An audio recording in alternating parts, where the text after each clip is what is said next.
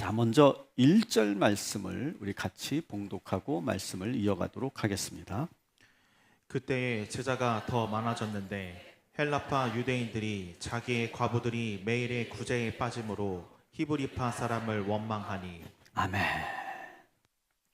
자, 지금 뭔가 일이 생겼어요. 그죠? 서로가 서로를 원망하는 일. 교회 안에서 그것도. 그래서 오늘 이 말씀은 우리가 사도행전을 읽으면서 예루살렘 초대교회를 우리가 보고 있는데 이것은 예루살렘 교회 두 번째 시험에 해당되는 이야기입니다. 첫 번째 시험은 뭐였죠? 아나니아와 삽비라의 헌금 사건. 이게 첫 번째 시험이었죠. 두 번째 시험이 바로 오늘의 말씀입니다. 교회 안에서 지금 무슨 일인지 원망하고 갈등이 일어났어요. 근데 이 문제는 첫 번째 시험보다 더 크고 더 심각한 문제라는 것을 아마 여러분 아시게 될 겁니다.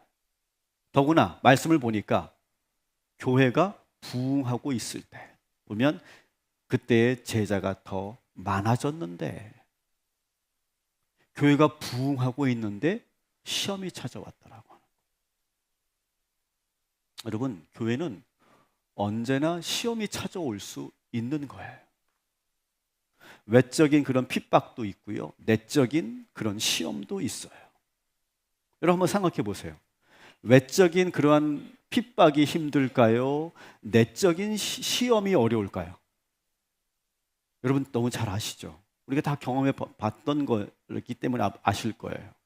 내적인 시험이 더 어려워요. 오히려 외부에서 오는 그 핍박은요, 오히려 공동체를 더 하나 되게 만드는 힘이 있습니다.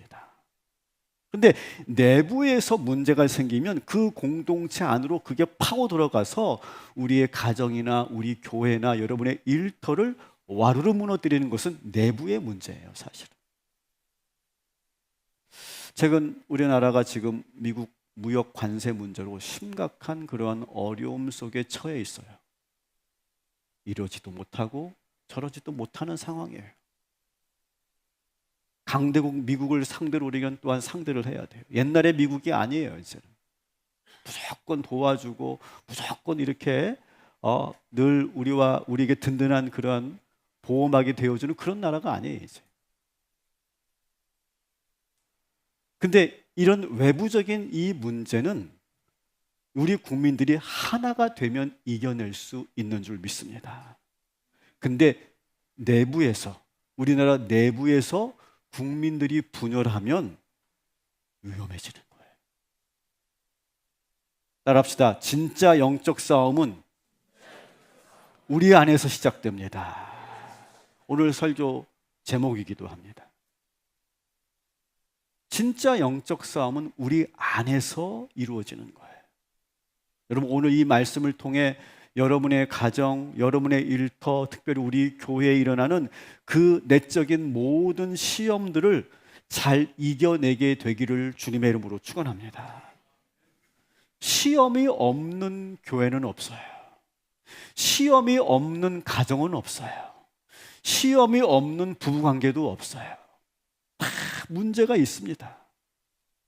근데 교회 역사를 보면요, 교회사를 보면요, 교회 역사를 보면 그런 수많은 시험들을 이기고 극복하고 해결해 가면서 교회는 점점 더 견고해져 갔다는 거예요. 우리 개인도 마찬가지, 우리 가정도 마찬가지예요. 여러분이 속해 있는 공동체도 마찬가지예요. 여러분, 고정된 것은 아무것도 없어요. 불변하는 것은 아무것도 없어요.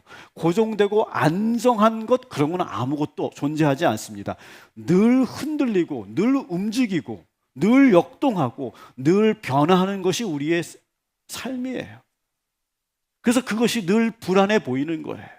그렇지만 여러분, 그것은 어쩌면 자연스러운 것이고 그것은 살아있다는 증거라고 하는 것이죠. 자, 이런 전제에서 오늘 이 초대교회 예루살렘 교회가 어떻게 이 시험을 이겨나가는지, 먼저 어떤 시험인지 우리가 한번 자세히 보도록 하겠습니다. 다시 한번 1절 말씀을 읽어보도록 하겠습니다. 그때에 제자가 더 많아졌는데 헬라파 유대인들이 자기의 과부들이 매일의 구제에 빠짐으로 히브리파 사람을 원망하니. 아멘. 자, 한마디로 무슨 문제예요? 과부들의 구제 문제가 갈등이 요인이 됐다라고 하는 거예요. 근데 이것은 단순히 어떤 어려운 사람들을 도와주는 구제의 문제가 아니라 교회 내 두 집단 간의 갈등이었다는 거예요, 이게. 자, 교회 내 지금 어떤 그룹들이 있습니까? 헬라파 유대인들이 히브리파 성도들을 원망하는 사건이에요. 무슨 문제로? 과부들의 구제의 문제로 인해서. 그것도 교회가 부흥하고 있는 차에 1절에 참 많은 정보가 들어있죠. 여러분, 예루살렘 교회는 크게 세 부류의 그룹들이 있었어요. 한번 보시면 고향을 떠나지 않고 유대 땅에서 오랫동안 살던 유대인들이 예수를 영접한 사람들, 그 사람들을 본토 유대 그리스도인이라고 합니다. 헤브라이오라고 합니다.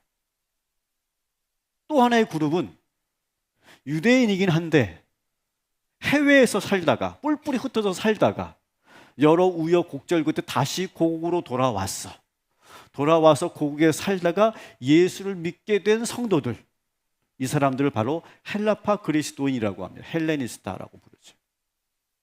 그리고 많지는 않지만 이방인들 가운데서도 예수를 믿게 된 사람들, 크게 세 그룹으로 지금 예루살렘 교회는 구성이 되어 있다라고 하는 거예요. 자, 그렇다면 여러분 한번 상식적으로 어느 그룹이 이 교회를 주도적으로 끌고 갔을까요? 그렇죠? 헤브라이오들이 주도적으로 끌고 갔을 거예요. 뭐 그도 그럴 것이 예수님의 12사도도 어느 그룹에 속하는 사람들이에요? 헤브라이오에 속하는 사람들이죠. 당연히 제자들은 한 번도 유대 땅을 벗어나 본 적이 없는 사람들이니까요. 그러니까 사도들도 헤브라이오들이고 그리고 대다수가 다 헤브라이오들이기 때문에 그들이 교회를 전체적으로 이끌고 가고 있었던 거예요. 반면에 이 헬라파 성도들은 타향살이를 하다가 돌아온 사람들이에요. 물론 성공해서 돌아온 사람들도 있지만 대부분은 타향살이가 너무 고되고 힘들어서 어쩔 수 없이 다시 돌아온 사람들이 대부분이었어요.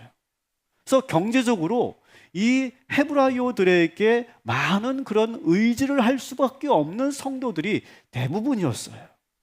특별히 본문에 보면 이 헬레니스타, 다시 돌아온 사람들 가운데는 유독 혼자 된 여성들이 많았다는 거예요. 소위 과부라고 말하죠. 혼자 된 여성들이 많았다고 하는 거예요. 그러니까 남편과 같이 해외로 나가서 살다가 갑자기 남편이 죽어요. 그러니까 혼자 이 타향살이를 할 수 없으니까 다시 고국으로 돌아오는 거예요. 그런 여성들이 유독 많이 있었다는 거예요, 교회 내에서. 여러분 생각해 보세요. 오랜 시간 타국에서 살다가 남편이 죽어서 살 길이 막막한 여인들이 다시 고국으로 돌아왔습니다. 여러분 그 삶이 어떨까요? 퍽퍽할 거예요. 누구도 맞이해주고 환대해주는 사람도 없을 것이고 살 길이 막막했을 거예요. 사별의 슬픔도 아픔도 지금 마음속에 담아둔 채 경제적으로 불안한 생활을 살고 있는 거예요. 이중삼중의 고통 속에 있는 여성들이었어요. 그런데 그런 과부들이 예수님을 만나고 예수를 영접하고 교회를 다니기 시작합니다. 그리고 교회가 바로 그 여성들을 잘 돌봐주고 있었다라고 하는 거예요. 자, 1절을 보시면 이렇게 되어 있습니다. 매일의 구제라고 되어 있어요. 이 말은 뭡니까? 그런 홀로 된 여성들을 매일매일 교회가 먹을 것을 나눠주는 거예요. 매일매일 그 일을 한 겁니다. 그러니까 이 예루살렘 교회가 참 대단한 교회인 거죠. 매일매일 홀로 된 여성들에게 식량을 나눠주는 사역을 해왔어요. 그런데 어느 순간 이 헬라파 기독교인들 가운데, 특별히 홀로 된 여성들 가운데서 불만이 표출되기 시작한 거예요. 가만히 보니까 그런 차별을 느꼈던 것 같아. 그게 실제로 그랬는지 아니면 그 여성들이 그렇게 느꼈는지는 모르겠지만 가만히 보니까 이 유대파 그리스도인들에게 더 많은 혜택이 돌아가고 자기들 같은 그러한 타양살이 하다가 돌아온 이 남편도 없는 자기들에게는 뭔가 조금만 들어오는 것 같은 혜택이 오는 것 같은 느낌이 드는 거예요. 그게 사실일 수도 있고 본인들이 느끼는 그러한 감정일 수도 있어요. 또 어쨌든 그것으로 인해서 불만을 계속 갖게 됩니다. 그러면서 급기야 사도들에게까지 원망이 가기 시작해요. 저 사도들도 역시 헤브라이어들이니까 팔이 안으로 굽는구나, 이런 식으로 생각하고 원망하기 시작했다라고 하는 거예요. 그러면서 언성이 높아지고 사도들에게 항의를 하고, 그러면서 양측 간에 이 헤브라이어들과 헬레니스타들 간에 계속 갈등이 일어나고 표출되기 시작했다는 거예요. 여러분, 계속 말씀드립니다. 교회는 언제든지 문제가 일어날 수 있는 법이에요. 이것은 여러분 이상한 게 아니라 자연스러운 거예요. 왜 그러냐면 우리 교회 공동체는요, 다양한 사람들이 모여 있습니다. 여기에 300여 명의 우리 성도들이 모여 있는데 우리 성도들이 다 다르잖아요. 그죠? 다 달라요. 출신도 다르고 고향도 다르고 또 교단도 다르고 섬기던 교회도 다르고 각자 신앙의 색깔도 다르고 성경을 보는 시각도 다르고 나의 영적 체험도 다르고 성격도 다르고 가치관도 다르고 세계관도 다르고 살아온 인생의 경험도 다 달라요. 그런 사람들끼리 모여 있기 때문에 거기서 긴장이 생기는 거고 갈등이 생기는 것은 너무나 당연한 거예요. 여러분, 두 부부도 마찬가지. 두 부부도 서로 다른 그런 환경에서 살다가 둘이 만났을 때 얼마나 많이 부딪혔습니까? 얼마나 많은 소리가 났어요. 삐그덕 소리가 나지 않습니까? 그건 너무나 자연스러운 것이고 당연한 것이다라고 하는 거예요. 여러분의 가정도 마찬가지일 거고, 우리 두 부부도 막 소리가 나는데 거기다 아이들까지 생기면 그 아이들까지 다 해가지고 성격과 기질이 다르니까 막 거기서 소리가 나는 거예요. 여러분의 일터도 마찬가지일 거예요. 늘 그래서 우리의 삶은 긴장의 연속이고 갈등의 연속이고 모순이 끊임없이 부딪히는 것이 우리의 인생이고 우리의 일상인 거죠. 여러분, 그런데 이 긴장과 갈등은요, 무조건 나쁜 게 아니라는 거, 오늘 저는 그것을 여러분에게 계속해서 피력할 거예요. 이것은 우리를 새롭게 성장시키는 기회가 되는 줄 믿습니다. 따라합시다. 갈등은 자기 변화의 기회입니다. 여러분, 우리가 부부싸움을 할 때도 언성이 높아지고 소리가 나기도 합니다. 그것 때문에 서로가 상처를 받기도 합니다. 주고받기도 합니다. 그러나 그렇게 하다가 보면 소리를 내서 나는 이렇고 나는 이렇게 생각한다고 라고 소리를 내는 순간 서로가 이해가 되는 거죠. 아, 저 사람이 이렇게 생각하는 거였구나. 저 사람은 이렇게 살아왔구나. 그것을 이해하게 되는 그 과정 중에 갈등과 그런 대립이 불가피하다는 거예요. 그것이 서로가 서로를 배우게 되고 변화시켜가는 과정이 되는 것이죠.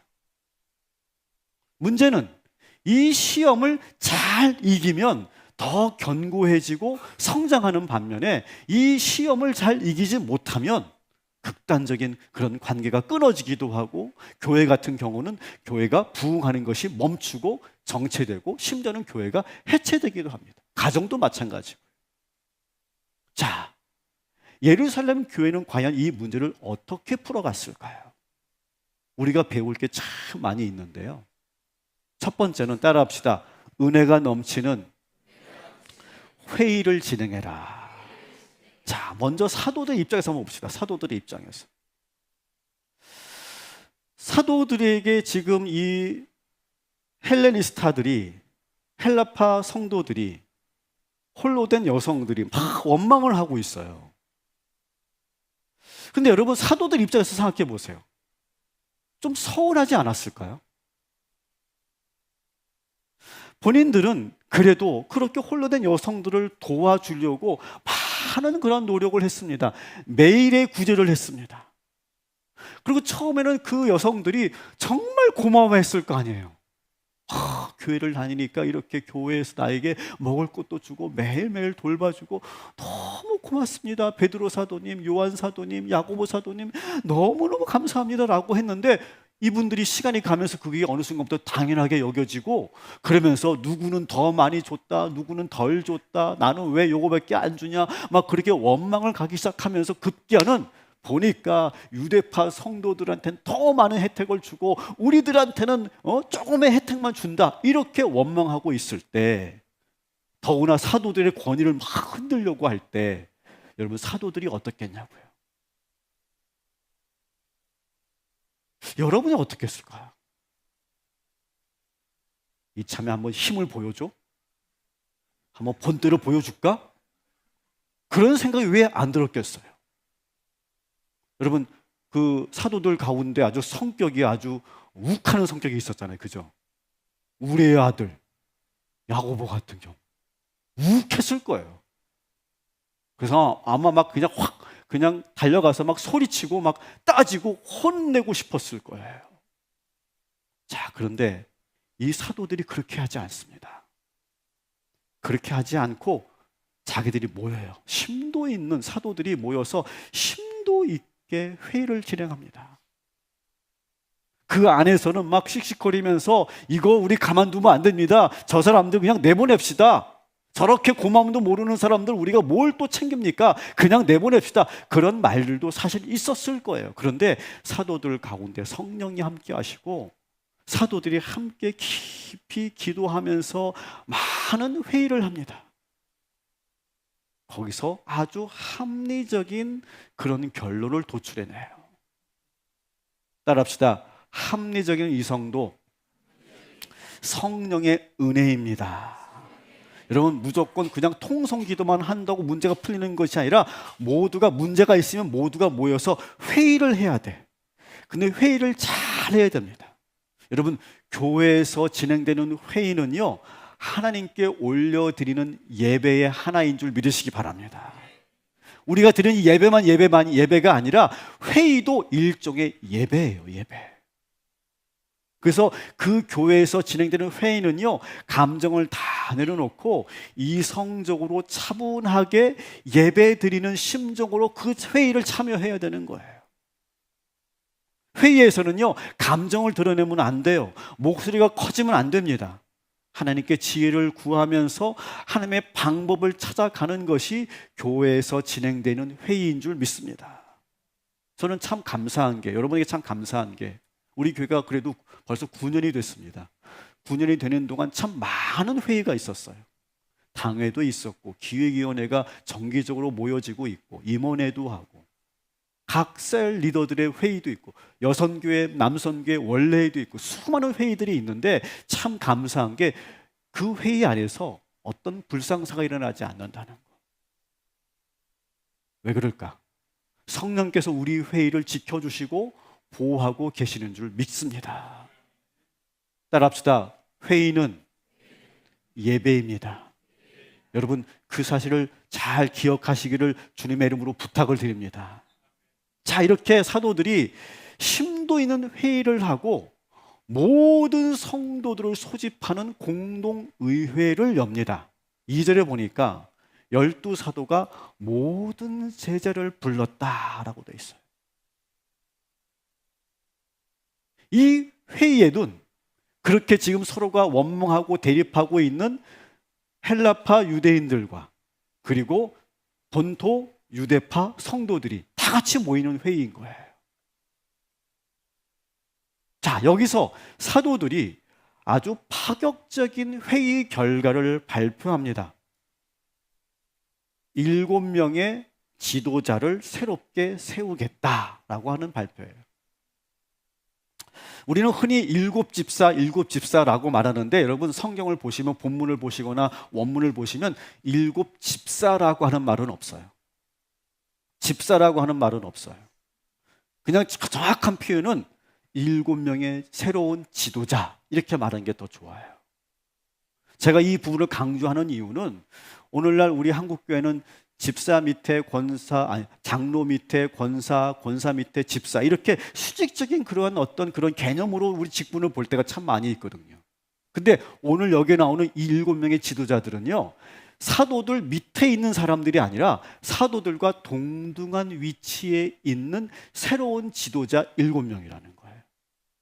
그래서 우리가 7집사라고 부르기보다는 7명의 지도자라고 보자라고 하는 겁니다. 자, 이들이 이제 뽑은 7명의 명단을 한번 보도록 하겠습니다. 5절 같이 읽겠습니다. 스데반과 또 빌립과 브로고로와 니가노르와 디몬과 바메나와 유대교에 입교했던 안디옥 사람 니골라를 택하여. 아멘. 자, 근데 이 7명의 이름들을 쭉 보니까 놀라운 것은 이 7명이 다 헬레니스타 출신이라는 거예요. 뭘 보고 알 수 있느냐? 이름으로 알 수 있어요. 이름을 보면. 다 7명이 다 유대 그리스도인들 다 배제하고 다 헬라파 유대인들로만 구성된 새로운 지도자 그룹이었다는 거예요. 더 파격적인 것은 여기 나오는 니골라라고 하는 사람이 7번째 나오는데 이 니골라는요, 유대교에 입교했던 안디옥 사람 니골라. 이 사람은 결국 뭐예요? 이방인이에요. 이방인. 이방인이 예수를 믿었는데 그런데 그를 교회의 새로운 지도자로 세웠다는 거예요. 그러니까 그만큼 파격적이고 그만큼 열려있는 그러한 결론을 도출해냈다라고 하는 것을 우리가 여기서 볼 수 있어요. 그만큼 예루살렘 교회는 열려있고 어떤 출신 배경 보지 않고 공정하게 지도자를 세운 것을 우리가 여기서 볼 수 있습니다. 자, 이런 인사 조치에 대해서 성도들이 어떤 반응을 보였을까요? 5절에 봅시다. 보니까 온 무리가 이 말을 기뻐하였다. 모두가 박수쳤다는 거예요. 우리가 박수 한번 쳐볼까요?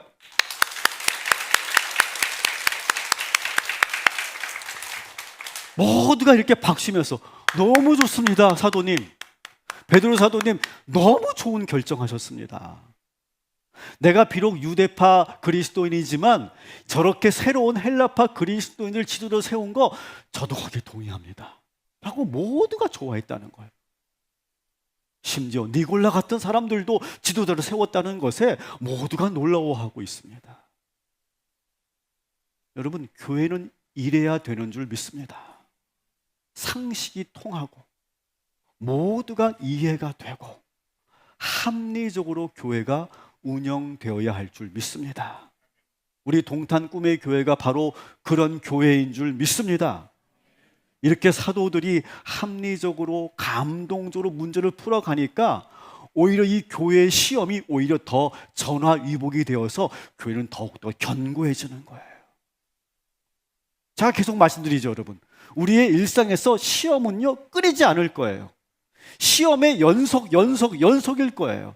계속해서 이 문제 풀면 또 다른 문제가 시작되고 이 문제를 풀면 또 다른 문제가 시작되고 계속해서 우리에게 시험이 찾아오고 인생의 문제가 찾아올 거예요. 여러분, 거기에 너무 당황하거나 놀라거나 억울해하거나 화내지 마세요.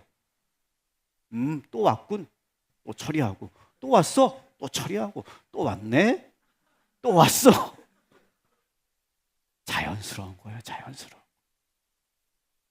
인생에 문제가 없는 인생 아무도 없어요. 여기 인생에 문제 없는 사람 손 들어보세요. 네, 손 들어보세요. 아무도 없을 거예요. 다 문제가 있습니다. 다 문제가 있어요. 오히려 그런데 그 문제를 잘 풀어가면 그것이 기회가 되는 줄 믿습니다. 그래서 제가 여러분들에게 몇 차례 제가 좋아하는 문장을 이렇게 여러분과 공유했던 적이 있었는데 한 번 더 한번 따라해 봅시다. 기회는 문제라는 가면을 쓰고 찾아온다. 저는 이 문장을 참 좋아합니다. 야, 나 기회야, 나 붙잡아, 이런 식으로 기회는 찾아오지 않아요. 문제처럼 와요. 시험처럼 와요. 근데 그 문제를 잘 풀면 거기에 기회가 생기는 거예요. 새로운 그러한 돌파구가 생기고 오히려 그것이 내가 더 잘 되는 길이 될 때가 너무나 많이 있다는 사실. 여러분, 이 원리를 여러분 잘 기억하고 여러분의 인생의 문제를 적극적으로 대처하면서 잘 해결해 가시기를 주님의 이름으로 축원합니다. 그렇기 때문에 모순과 갈등과 긴장은 절대 나쁜 게 아니에요. 잘못된 게 아니에요. 여러분, 교회 내에서 그런 시끄러운 소리가 들을 때, 야, 교회가 왜 이래? 이런 교회에 나는 문제가 있다고 생각해. 교회는 평화로워야 되고 사랑이 넘쳐야지. 왜 교회가 이 모양이야? 여러분, 그렇게 하지 마세요. 교회는 그럴 수 있는 거예요. 여러분의 가정도 마찬가지예요. 그럴 수 있는 거예요. 자연스러운 거고 그것이 동시에 우리를 성장시키고 성숙하게 만드는 계기가 되는 것. 자, 이 7명의 지도자를 세우는데 그냥 아무렇게 세운 것이 아니라 여기는 아주 분명한 선정 기준이 있었어요. 6장 5절 같이 읽겠습니다. 성령과 지혜가 충만하여 칭찬받는 사람. 3개의 조건이 있었어요. 따라합시다. 성령에 충만한 자, 지혜가 충만한 자, 칭찬 듣는 자. 3가지 조건이었다는 거예요. 교회 지도자를 세우는데 우리 교회도 이런 지도자들, 이러한 중직자들이 세워져야 될 줄 믿습니다. 자, 성령 충만한 자라는 건 뭐예요?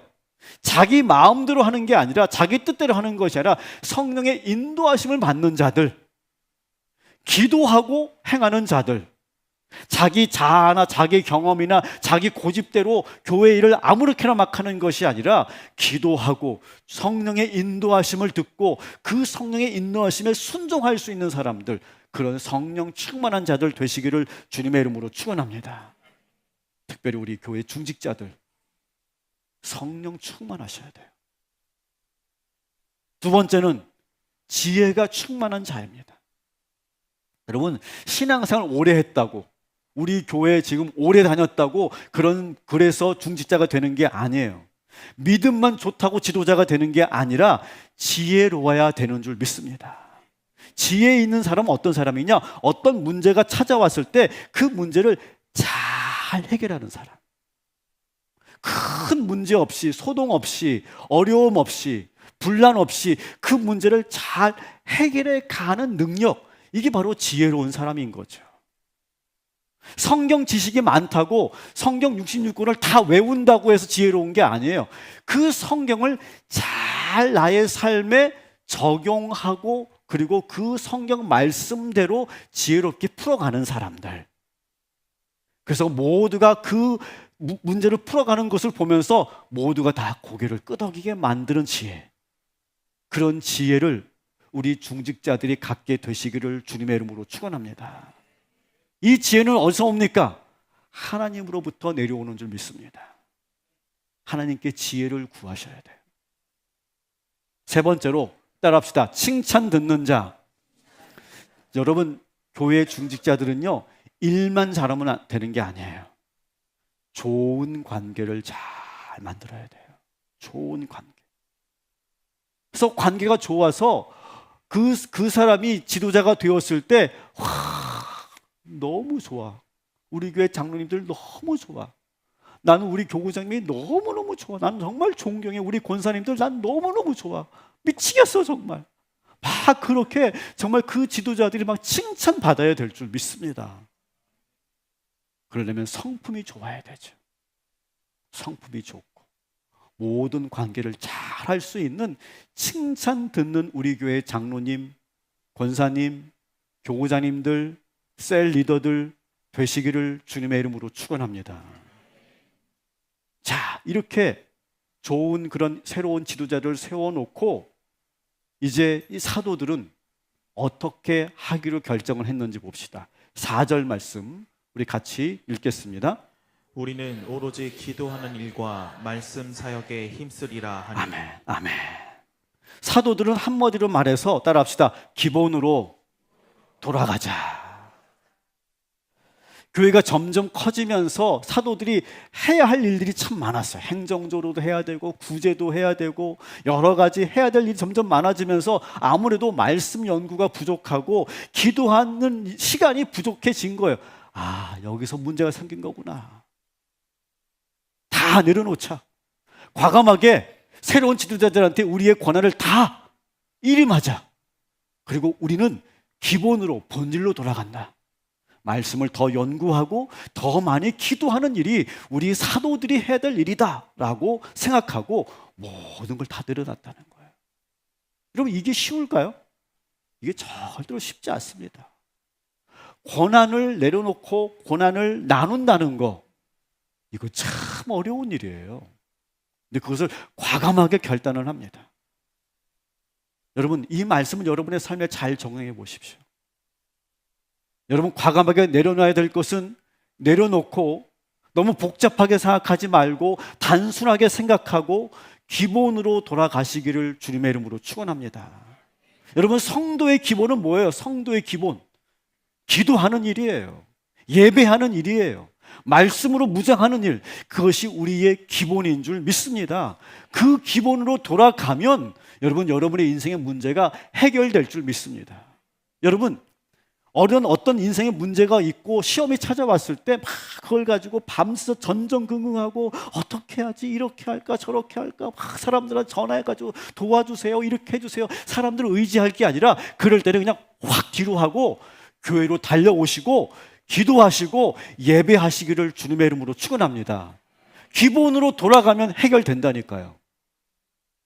정말이에요. 여러분, 제 말을 여러분 믿으세요. 과감하게 그것을 확 던지고 기본으로 돌아오는 거예요. 성도의 기본, 예배로 돌아오는 거예요. 회복되는 거예요. 그러면 여러분의 문제가 해결될 줄 믿습니다. 여러분의 일상에서도 마찬가지예요. 여러분, 아버지로서 기본으로 돌아가는 거예요. 내가 어떤 그런 사장으로서 우리 회사의 기본으로 돌아가는 거예요. 내 일의 기본으로 돌아가는 거예요. 리더로서 기본으로 돌아가는 거예요. 초심으로 돌아가는 거예요. 그러면 해결되는 거예요. 자, 이렇게 모든 시험을 이 사도들과 성도들이 현명하게 대처했더니 교회는 어떻게 되었을까? 자, 7절 말씀 또 같이 읽겠습니다. 하나님의 말씀이 점점 왕성하여 예루살렘에 있는 제자의 수가 더 심히 많아지고 허다한 제사장의 무리도 이 도에 복종하니라. 아멘. 여러분, 당연하지 않습니까? 시험이 찾아왔는데 그 시험을 잘 이기니까 교회가 점점 더 부흥하더라는 거예요. 하나님의 말씀이 더 왕성하게 퍼져나갔다는 거예요. 이게 원리예요. 시험을 잘 풀면요, 오히려 더 잘 돼요. 오늘 본문에 보니까 이렇게 돼 있어요. 절대로 예수 믿지 않을 것 같은 그룹들이 뭐야? 제사장 그룹이거든요. 근데 제사장 그룹의 일부도 예수를 믿게 됐다는 거예요. 말씀을 정리합니다. 오늘 이 네 가지의 이 메시지를 여러분의 삶에 잘 적용하십시오.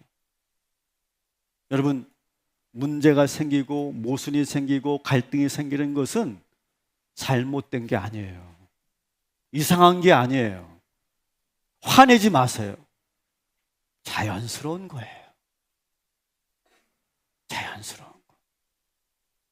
두 번째, 이 문제를 잘 해결하면 더 좋은 그러한 성장과 변화가 나타나게 될 줄 믿습니다.